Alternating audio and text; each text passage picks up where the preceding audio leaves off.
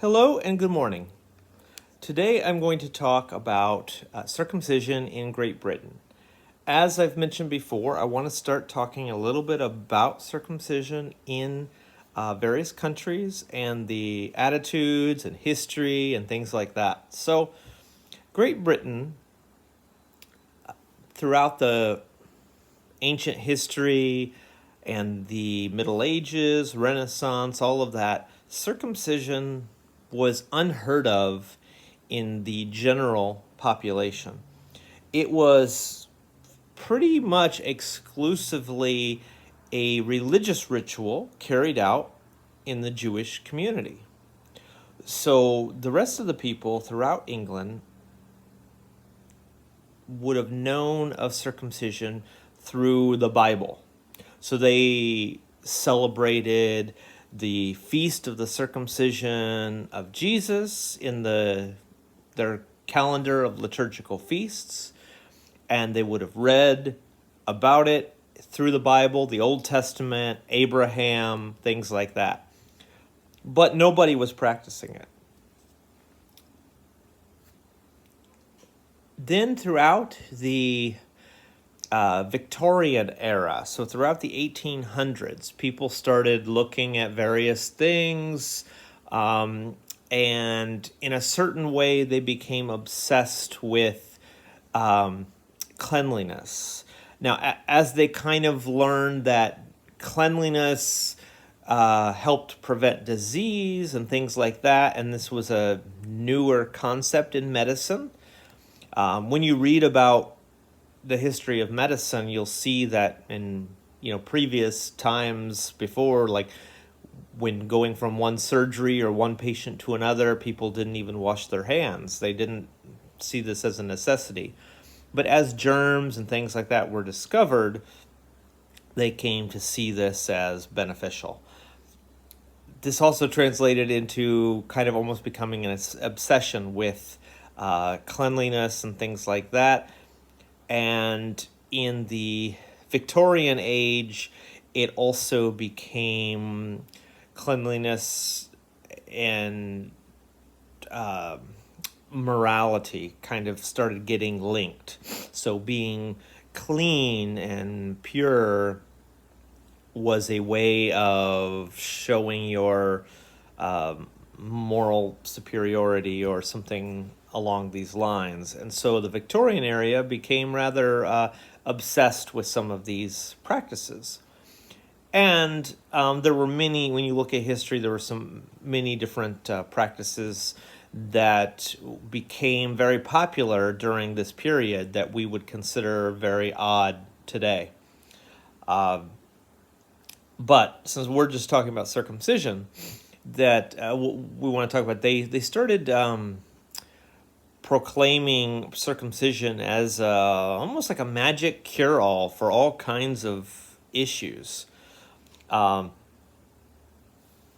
They did associate this, we've often heard the argument of phimosis, which is an inability to retract the foreskin when it's supposed to be retractable. But as early as 1857, there is a British medical journal, a Dr. Walter, wrote that circumcisions in treatment of phimosis no doubt relieve the defect, but they also produce artificial deformity of the member. He then goes on to describe the procedure involving a partial cutting, or rather than fully removing the foreskin. Sorry, I'm looking at notes because I wanted to get some of this information across to you. So as early as 1857, even as circumcision was starting to become more popular, there were still those that were saying, okay, maybe we can just not fully destroy it.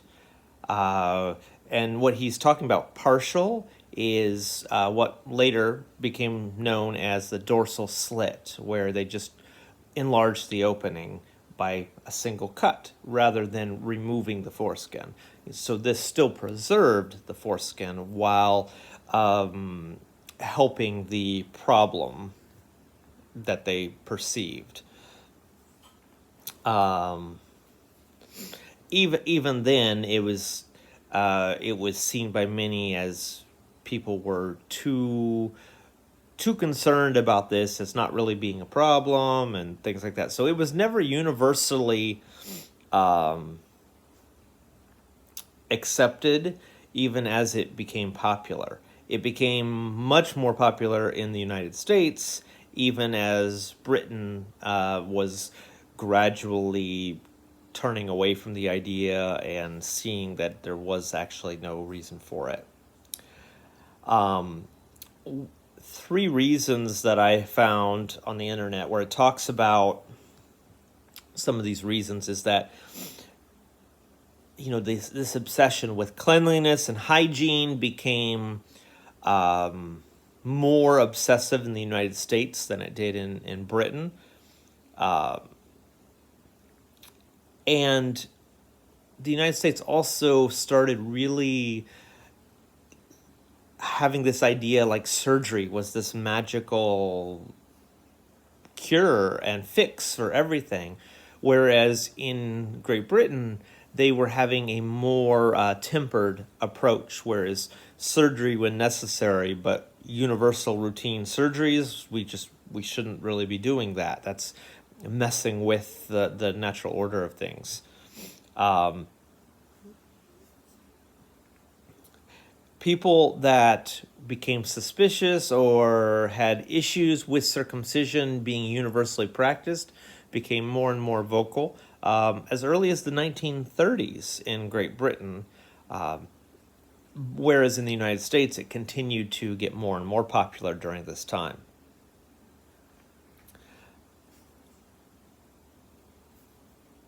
Another thing that kind of led to these things is, it often comes down to money. After World War II, Great Britain's healthcare became more state-run by the government. And so the government determined what procedures were going to be covered and what procedures were not going to be covered, and what was beneficial to the population and what was not. Whereas in the United States, being more private, the various institutions could freely recommend a practice even though it had no benefit, and thereby charge for it and make money. And so, unfortunately, it became, a matter of money and those things. So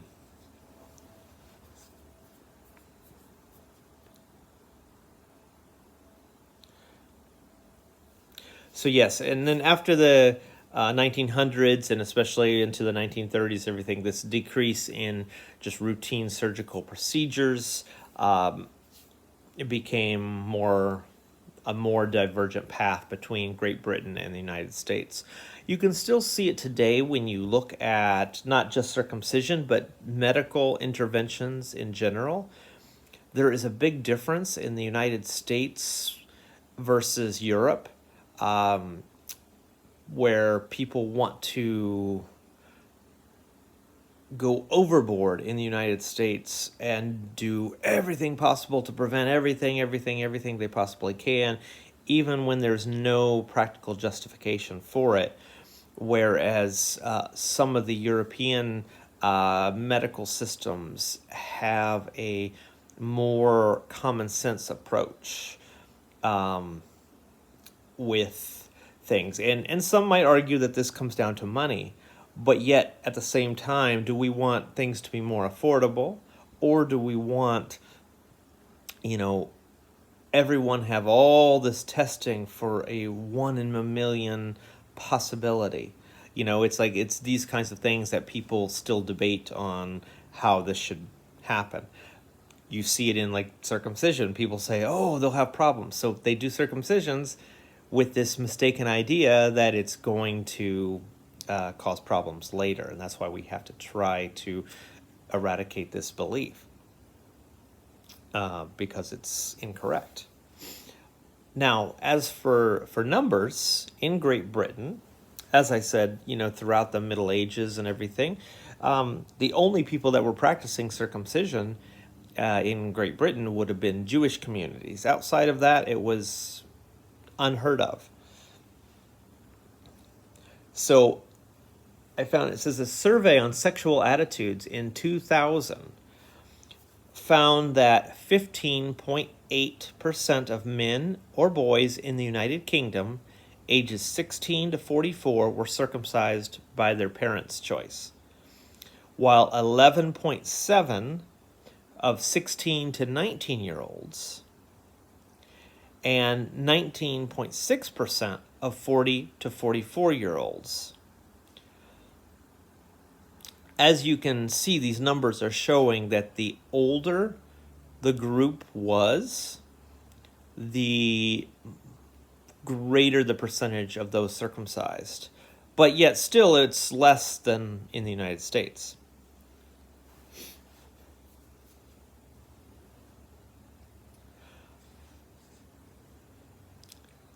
Let's see here.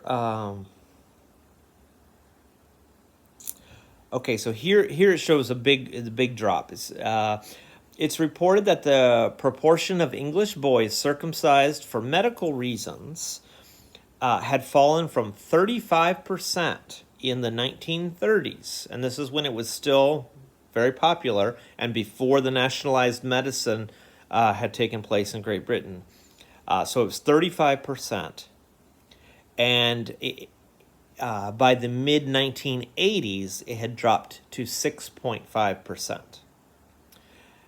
As of 2000, an estimated 3.8% of male children in the United Kingdom were being circumcised for medical reasons by the age of 15. So the researchers in this study, Rickwood et al., it says... they stated that this was too many, especially under the age of 5, were still being circumcised because of a misdiagnosis of phimosis. So we're not talking about decades and decades ago. We're talking about post-2000. They're saying that the number 3.8, due to phimosis, and they even say a misdiagnosis. They called for a target to reduce the percentage to 2%. So they're trying to get it down from 3.8 to 2%. So here they are acknowledging that even the claims of medical reasons is still way too many and unnecessary. I've talked about in my books, other places, about British surgeons talking about how if for adults, when you actually is possible to have phimosis, if it's actually a problem, a dorsal slit can be done, which just enlarges the opening. It doesn't remove the foreskin. And so unfortunately, you still have doctors who are influenced by the past, by the history, cultural influences. These influence doctors as well. They're not immune to these things. And so even though it's saying these are down the so-called medical reasons, even though we know there is no legitimate medical reason for it, the people that are still claiming medical reasons, it's down to 3.8%, but they want to reduce this even further because they realize this is way too much to be legitimate. So this is good news for Great Britain. So the gist of it is that it rose in popularity due to a sense of both moral and physical hygiene, and hit a peak, even though this peak was never as high as in the United States, and then people started questioning it and rejecting it, and little by little it's gone down. So in Great Britain today, the older a man is, the greater chance it is that he was circumcised in his youth. And the younger they are, the less likely they are to be circumcised. Overall, in Great Britain, the number is, I believe, according to, it's around 20%, and that's because you're looking at, well, that's the max. It's hard to get exact numbers for this, but I believe it's less than 20%. So somewhere under 20%. That's the max that they estimate. And this is because you have the older population that is a higher percentage, and then you have the younger part of the population, which is has a much lower percentage. So let's see if we can find.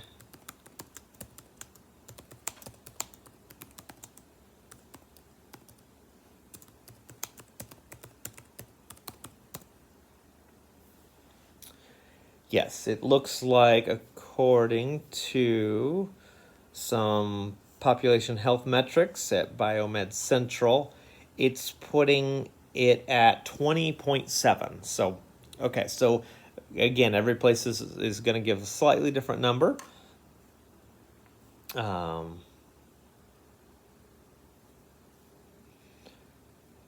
And the number I gave of 3.8, those are but wanting to get it down to 2%, those are ones that they're claiming for medical health reasons.